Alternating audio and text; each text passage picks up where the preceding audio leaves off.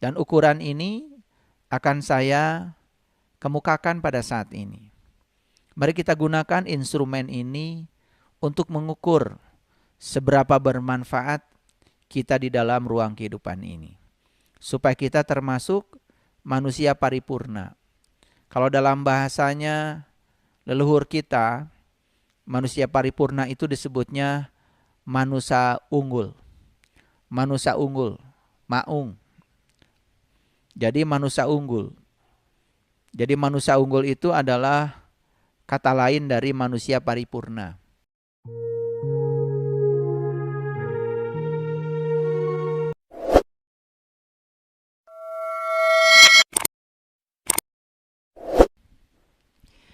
Bismillahirrahmanirrahim. Assalamualaikum warahmatullahi wabarakatuh. Segala puji hanya milik Allah, Sang kehadiran, Sang keberadaan, yang senantiasa mencurahkan cinta kasih-Nya tanpa batas kepada seluruh makhluknya di semua tingkatan, di semua ruang dan waktu. Tidak ada satu makhluk pun yang tidak diperhatikannya. Oleh karena itu, mari kita puji Dia bersama-sama membaca hamdalah. Alhamdulillahi rabbil alamin. Mari kita awali kajian di tangga yang keempat ini dalam episode titian kesadaran dengan menyertakan Dia. Semoga Allah membukakan pintu kecerdasan kepada kita, membuka seluas-luasnya bejana kosong yang ada dalam diri kita untuk diisi oleh pengetahuan sejatinya. Oleh karena itu, mari kita sapa asma Allah dengan kelembutan dan cinta seraya membaca basmalah. Bismillahirrahmanirrahim. Para sahabat, di obrolan kita yang selanjutnya, di tangga yang keempat dari titian kesadaran ini, saya akan berbicara tentang manusia yang terbaik. Manusia yang paripurna. Manusia yang berguna di dalam kehidupan ini. Sesuai dengan sabda Rasul yang menyatakan bahwa sebaik-baiknya manusia adalah yang bermanfaat bagi manusia yang lain. Jadi sebaik-baiknya manusia adalah yang bermanfaat bagi manusia yang lain. Bagaimana caranya supaya kita mengerti apakah kita sudah menjadi manusia yang bermanfaat bagi manusia yang lain? Tentu saja tidak cukup kita mengklaim bahwa saya sudah bermanfaat bagi manusia yang lain. Harus ada ukuran-ukuran dengan penuh kesadaran dan kejujuran. Dan ukuran ini akan saya kemukakan pada saat ini. Mari kita gunakan instrumen ini untuk mengukur seberapa bermanfaat kita di dalam ruang kehidupan ini. Supaya kita termasuk manusia paripurna. Kalau dalam bahasanya leluhur kita, manusia paripurna itu disebutnya manusia unggul. Manusia unggul, maung. Jadi manusia unggul. Jadi manusia unggul itu adalah kata lain dari manusia paripurna. Orang yang memiliki makna dan memiliki manfaat di ruang kehidupan ini, sebagaimana yang dinyatakan oleh Rasulullah, sebaik-baiknya manusia adalah yang berguna bagi manusia yang lain. Ada 6 ukuran untuk mengukur apakah kita sudah bermanfaat bagi manusia yang lain atau tidak. Dan kita jadikan ukuran ini sebagai patokan secara jujur untuk secara sadar kita bisa muhasabah pada diri kita masing-masing. Ukuran yang pertama adalah seseorang disebut bermanfaat bagi yang lain apabila dia dibutuhkan kehadirannya dalam kehidupan ini oleh manusia yang lain. Dan untuk dibutuhkan oleh manusia yang lain, berarti dia harus menjadi seorang yang memiliki keahlian, memiliki spesialis keahlian tertentu. Jadi setiap manusia itu datang ke semesta ini sebetulnya sudah dibekali oleh yang namanya berkah kehidupan. Ada kekuatan positif yang ada pada dirinya yang dibekalkan saat dia datang ke ruang kehidupan ini. Karena setiap manusia datang ke ruang kehidupan ini sebetulnya tidak kebetulan.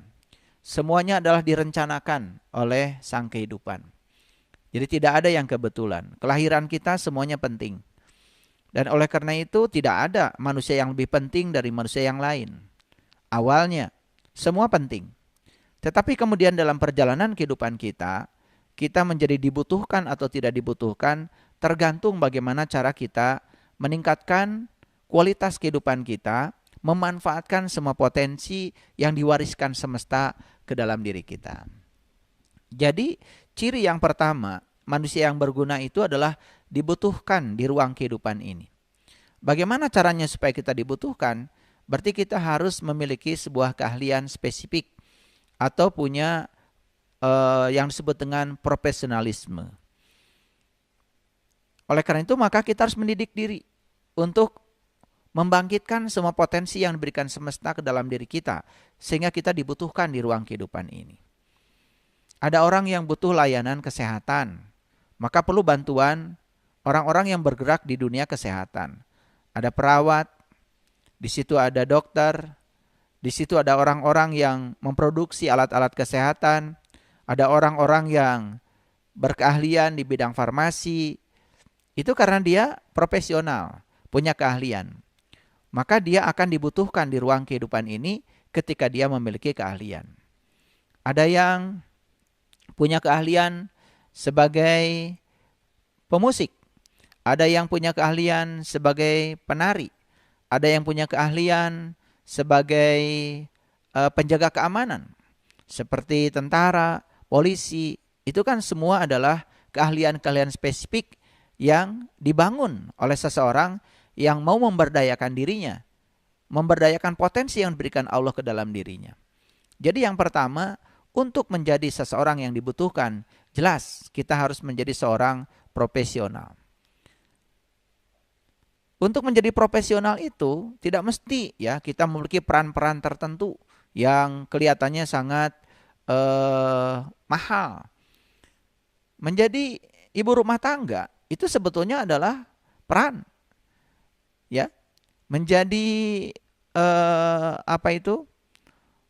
orang yang bisa memiliki keahlian untuk menyembuhkan orang, misalkan dengan punya keahlian memijit juga itu profesional.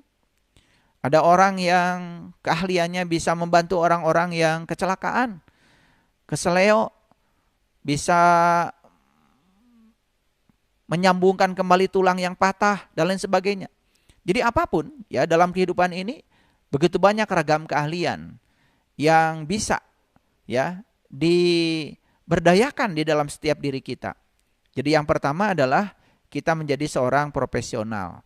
Profesional itu maksudnya kita memiliki suatu keahlian tertentu ya yang spesifik yang dibutuhkan banyak orang.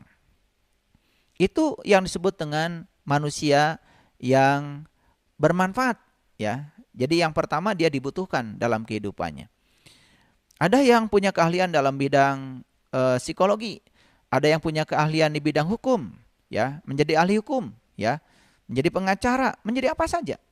Ada punya keahlian menjadi broker, ada yang punya keahlian menjadi marketing, ada yang punya keahlian menjadi pedagang, itu semua keahlian. Nah, orang-orang yang punya keahlian yang semacam itu karena dia belajar memberdayakan diri, maka dia akan dibutuhkan di ruang kehidupan ini.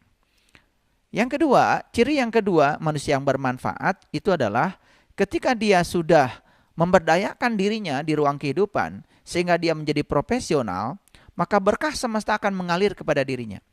Nah, berkah yang mengalir pada dirinya itu, jangan lupa, itu baru hak yang kita terima. Kewajiban kita adalah membagikan berkah itu. Baru masuk pada fase yang kedua, yaitu kita bisa menolong orang-orang yang butuh pertolongan.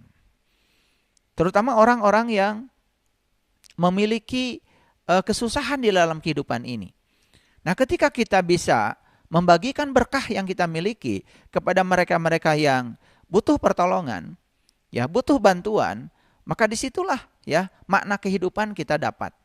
Jadi kalau tadi kita memberdayakan berkah kehidupan, yang kedua kita membagikan berkah sehingga kehidupan kita menjadi bermakna. Nah, disitulah ya kita bisa menolong orang-orang yang susah, bisa membebaskan orang-orang yang menderita dari penderitaannya. Baru kita memiliki makna, ya, memiliki manfaat di ruang kehidupan ini. Kemudian yang ketiga, ya, orang-orang yang dikatakan bermanfaat dalam kehidupan ini, menjadi sebaik-baiknya manusia, adalah mereka yang kehadirannya di ruang kehidupan ini menjadi berkah, menjadi cahaya dalam ruang kegelapan. Bukan menambah kegelapan bagi kegelapan. Jadi kehadirannya selalu mencahayakan semesta. Di mana ada kegelapan, kehadirannya selalu membuat dia membawa cahaya. Dan orang-orang yang membawa cahaya dalam kegelapan, itu adalah orang-orang yang dirinya tentu saja sudah mampu mencahayakan dirinya. Jadi orang-orang yang dirinya masih gelap, kemanapun dia pergi hanya akan menambah kegelapan baru. Tapi orang yang dalam dirinya sudah menjadi lilin kecil, walaupun belum menjadi mercusuar di atas bukit, itu sudah akan dibutuhkan untuk menjadi sumber cahaya bagi kehidupan. Nah, semoga kita ya sudah memiliki keahlian yang spesifik sehingga kita dibutuhkan oleh banyak orang. Yang kedua, ya kita sudah menemukan berkah dari keahlian kita, dan berkah yang mengalir dalam kehidupan kita ini tidak ditahan untuk diri kita sendiri. Karena setelah kita mendapatkan hak, tugas berikutnya adalah melaksanakan kewajiban. Jadi kewajiban kita adalah membagikan berkah sehingga kita bisa menolong orang-orang yang susah, bisa menolong orang-orang yang kekurangan. Karena disitulah sebetulnya makna kehidupan. Saya sering berulang kali menyampaikan ya teguran Allah kepada Nabi Musa dalam hadis qudsi. Hai Musa, kenapa ketika aku sakit kamu tidak menjenguk aku? Lalu Musa berkata, bagaimana engkau bisa sakit? Nah, kemudian Allah berfirman, yang sakit adalah tetanggamu. Dan kalau kamu ya menjenguk tetanggamu, berarti kamu menjenguk aku. Jadi sebetulnya Allah sendiri mengajarkan kepada kita ya untuk bisa peduli kepada orang lain. Nah, kepedulian itu ya itu yang dibutuhkan dalam hidup. Nah, ketika kita sudah bisa menjalankan fase yang kedua, yaitu kita bisa membagikan berkah yang kita dapat sehingga kita menjadi bermakna bagi banyak orang, masuk fase yang ketiga. Bagaimana kita selalu menghadirkan cahaya dalam setiap kegelapan, menghadirkan kedamaian dalam setiap kekisruhan. Nah, disitulah kita perlu meningkatkan kualitas diri, ya dengan penuh kesadaran. Oleh karena itu, di akhir dari kuliah, ya obrolan tangga yang keempat ini, maka kita harus mempertanyakan pada diri kita, jadi ya, apakah kita sudah menjadi manusia yang bermanfaat atau sebaik-baiknya manusia dalam ruang kehidupan ini? Ya, indikatornya bisa kita gunakan yang saya sampaikan. Satu, apakah kita betul-betul sudah punya keahlian spesifik dalam kehidupan, sekecil apapun itu, sehingga keahlian ini dibutuhkan banyak orang? Yang kedua, apakah kita sudah bisa menolong orang-orang yang kesusahan yang ada di sekitar kita? Jadi kalau kita sekarang masih kesusahan, bagaimana kita bisa menolong orang lain yang kesusahan? Dan sebaik-baiknya manusia kan yang tangannya di atas, bukan yang tangannya di bawah. Kalau hari ini kita ya memang fase kehidupan kita sedang memposisikan diri kita tangan di bawah, awas ya, jangan terlalu nyaman tangan di bawah. Karena tugas berikutnya adalah kita harus mengganti tangan kita menjadi di atas. Nah, dengan demikian kita harus bangkit. Jangan terus-menerus berada di posisi itu. Lalu yang berikutnya adalah kita menjadi sumber cahaya bagi semesta. Coba belajar dari matahari. Matahari itu ya Jam berapa harusnya bangun, bangun. Dan matahari selalu bangun di jam yang tepat, walaupun penontonnya mungkin masih pada tidur. Dan sepertilah kehidupan, ya. Kita menjadi sumber cahaya bagi semesta tanpa pamrih. Kita bisa mencahayakan semesta tanpa pamrih. Karena siapapun yang sudah menjadi sumber cahaya, dimanapun ada kegelapan, kalau dia hadir, pasti kegelapan akan sirna. Meniadakan kegelapan hanya dengan menghadirkan cahaya. Nah, bagaimana kita bisa menjadi sumber cahaya kalau diri kita selama ini belum tercahayakan? Bagaimana kita bisa menjadi sumber cahaya kalau diri kita masih berada dalam posisi kegelapan? Lalu berikutnya, ya, untuk menjadi manusia yang bermanfaat dalam kehidupan, yang keempat adalah kita menjadi pengingat bagi orang-orang yang lupa. Kita menjadi pengingat bagi orang-orang yang lupa. Dalam kehidupan ini banyak yang lupa. Lupa jati dirinya, lupa asal-usulnya, lupa tugasnya, lupa peran kehidupannya, lupa siapa penciptanya, ya, lupa kemana dia akan pulang setelah dia selesai menunaikan tugas dalam kehidupan ini. Yang lupa seperti ini banyak. Karena dia terjebak oleh hiruk pikuknya kehidupan. Sehingga hilang kesadaran. Nah, hilang kesadaran itu artinya lupa. Nah, di tangga yang keempat ini, semoga kita bisa mengingatkan diri kita. Apakah kita sudah bisa menjawab pertanyaan-pertanyaan abadi yang harus dijawab oleh kita. Sehingga kita berkesadaran. Dan kalau kita sudah berkesadaran, itu baru hak. Tugas berikutnya kita adalah menunaikan hak kita menjadi suatu kewajiban. Dan kita bukan sekedar untuk menyelamatkan diri kita, mengingatkan diri kita, tapi kita mengingatkan juga orang-orang yang lupa. Lupa pada jati dirinya, lupa asal muasal kehidupannya, lupa kepada sang penciptanya, lupa peran hidupnya, ya, lupa untuk menjadi kepanjangan tangan Allah dalam kehidupannya. Banyak orang yang lupa dalam kehidupan ini. Disitulah peran kita. Nah, kalau kita bisa memiliki peran membangkitkan dan mengingatkan orang yang lupa sehingga dia menjadi sadar kembali. Karena kita pun sudah tersadarkan, maka kita menjadi orang yang bermanfaat dalam kehidupannya. Kan selama ini, ya, hadis yang disampaikan Rasulullah, sebaik-baiknya manusia adalah yang bermanfaat bagi manusia yang lain. Kita abaikan begitu saja. Lalu kita tidak pernah mempertanyakan, siapa orang yang bermanfaat itu? Apa indikator untuk mengukur agar kita termasuk orang yang bermanfaat? Jangan hanya klaim dari diri kita sendiri. Ya, jadi saya ulangi lagi. Yang pertama, manusia yang bermanfaat itu adalah manusia yang profesional, yang punya keahlian spesifik dalam kehidupannya, punya keterampilan khusus yang dibutuhkan banyak orang, sehingga dia menjadi dibutuhkan dalam kehidupannya oleh banyak orang. Yang kedua, ketika dia sudah menjadi seorang profesional dan dia bisa menemukan berkah dalam kehidupannya, tugas selanjutnya adalah berkah itu digunakan untuk menolong orang-orang yang susah. Nah, otomatis dia harus membebaskan diri dari kesusahan akan dirinya, sehingga dia menjadi orang yang bisa membebaskan kesusahan orang lain. Yang ketiga, ya, orang yang bermanfaat dalam kehidupan ini adalah orang yang sudah bisa menjadi cahaya bagi semesta, yang sudah menjadi lilin kecil, mercusuar di atas bukit, syukur-syukur seperti itu, sehingga dimanapun dia hadir selalu menjadi sumber berkah, sumber cinta, sumber sukacita, sumber kedamaian, sumber ketentraman, ya, sumber cahaya bagi semesta, sehingga ketika kegelapan ada, dia akan menjadi penerang bagi kegelapan. Kemudian yang keempat adalah orang yang sudah mampu mengingatkan dirinya, sudah sadar, sudah bangkit, sehingga dia pun mampu untuk menyadarkan orang-orang yang lupa dalam kehidupan ini, ya. Dan yang kelima, orang yang bermanfaat dalam kehidupan ini adalah orang-orang yang sudah mampu, ya, membangunkan orang yang tertidur. Orang yang tertidur itu orang yang berada dalam situasi yang tidak sadar. Nah, ketika dia mampu membangunkan orang yang tertidur, karena dia sudah bangun duluan, maka dia akan bermanfaat bagi orang lain. Karena kalau orang yang sudah bangun, itu bukan sekedar dibangunkan, dia harus dibimbing sampai menuju pada kesadaran.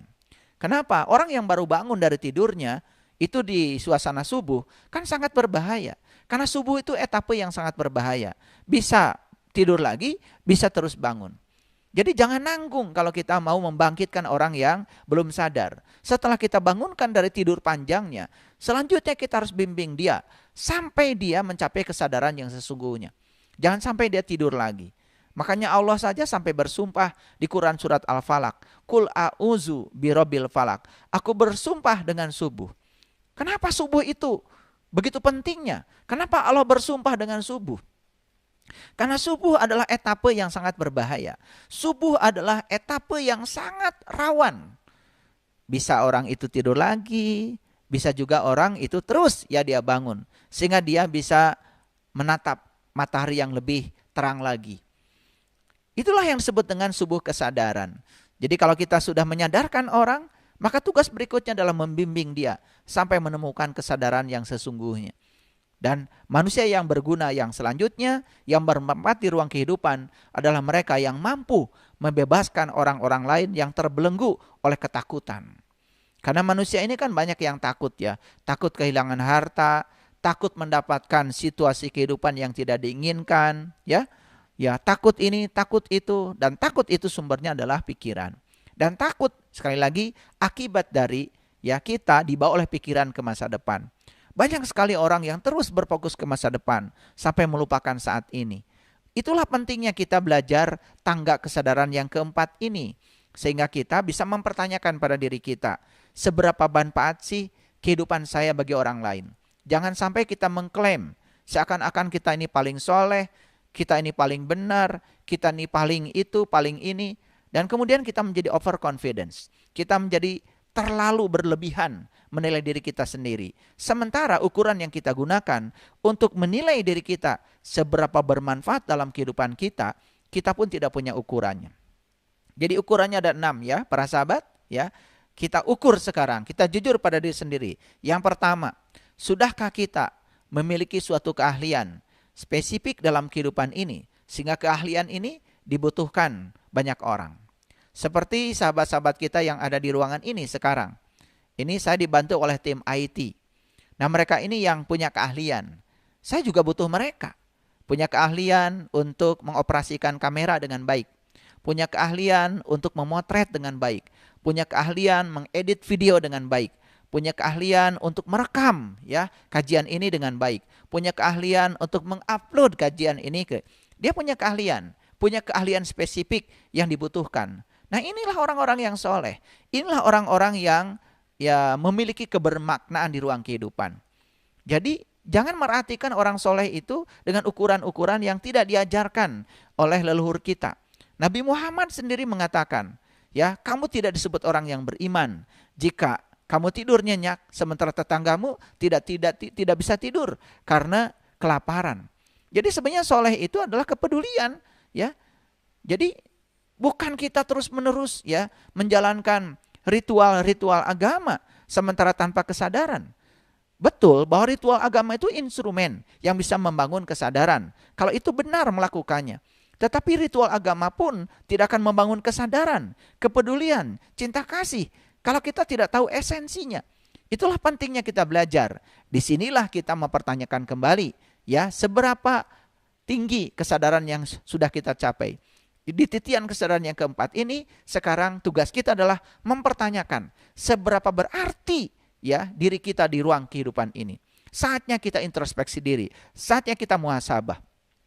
Jadi ukuran yang pertama adalah bagaimana kita memiliki keahlian spesifik, keahlian yang profesional. Apapun keahlian itu, ya, yang dibutuhkan banyak orang. Ada orang punya keahlian ngecat. Karena ngecat itu juga tidak semua orang bisa, ya.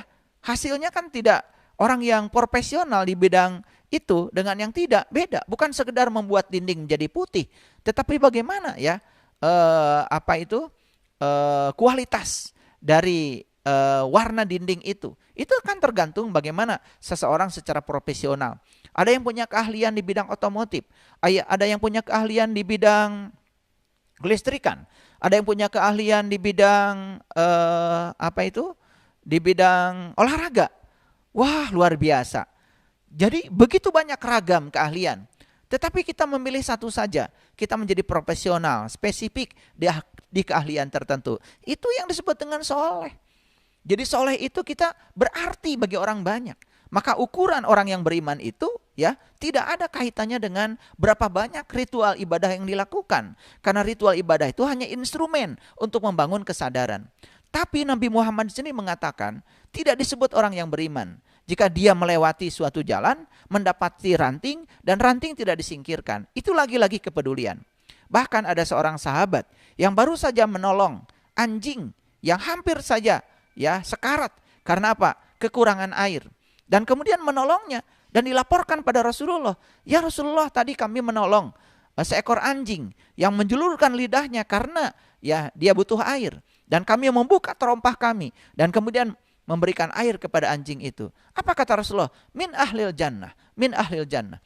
Itu adalah apresiasi dari Rasul kepada orang yang peduli. Pada anjing saja begitu peduli, apalagi kepada makhluk manusia sesamanya. Jadi lucu ya, kalau kita mengaku sebagai umatnya, tetapi kemudian kita saling membenci, bahkan kita saling menghujat, saling merendahkan, merasa paling benar. Kan itu bukan cirinya umatnya Rasulullah. Karena ciri umatnya Rasulullah itu adalah ruhama'u bainahum. Dia berkasih sayang dengan sesama. Jangan-jangan dengan sesama manusia, dengan sesama makhluk, dengan sesama pohon, dengan semua binatang, semua, dia memiliki kasih sayang. Bahkan membunuh seekor semut pun mungkin tidak berani lagi, Itu karena orang yang sudah tinggi tingkat cinta kasihnya.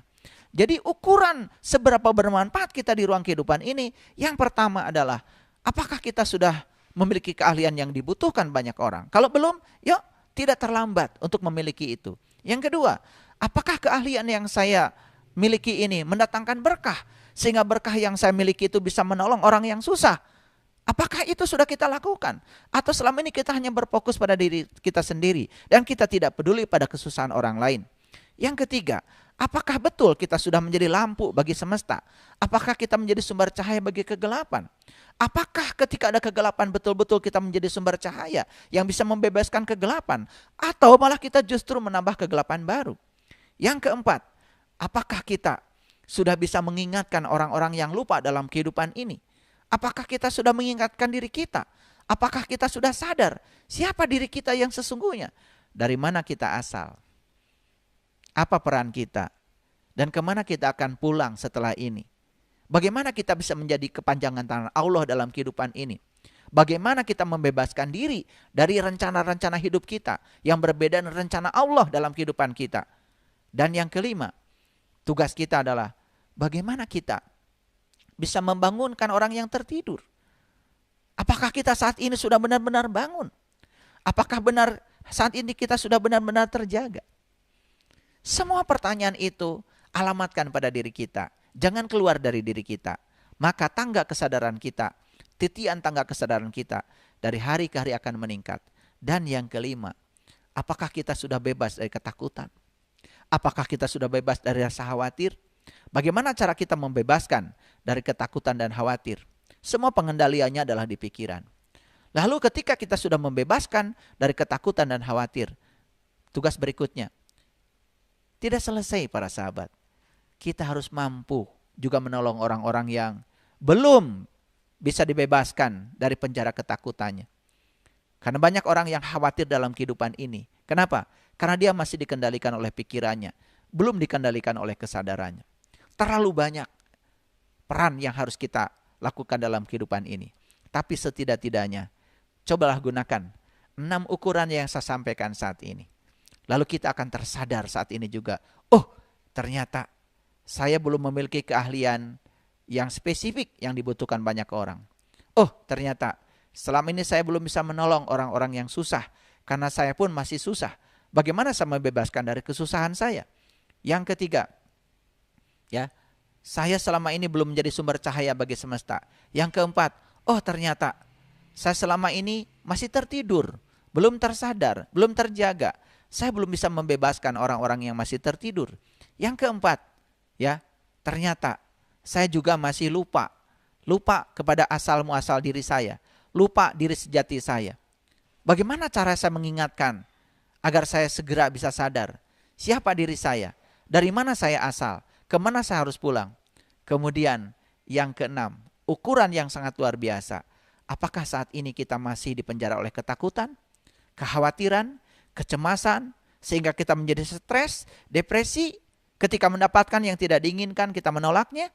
Yuk kita bebaskan semuanya. Sahabat, gunakan ukuran yang saya sampaikan yang 6 itu untuk menaiki tangga kesadaran yang keempat. Cobalah pertanyakan pada dirimu dan kita akan tersadar, dan semoga hari ini kita bisa bangkit setelah melewati tangga yang keempat ini. Lalu kita menemukan kesadaran baru. Terima kasih. Assalamualaikum warahmatullahi wabarakatuh.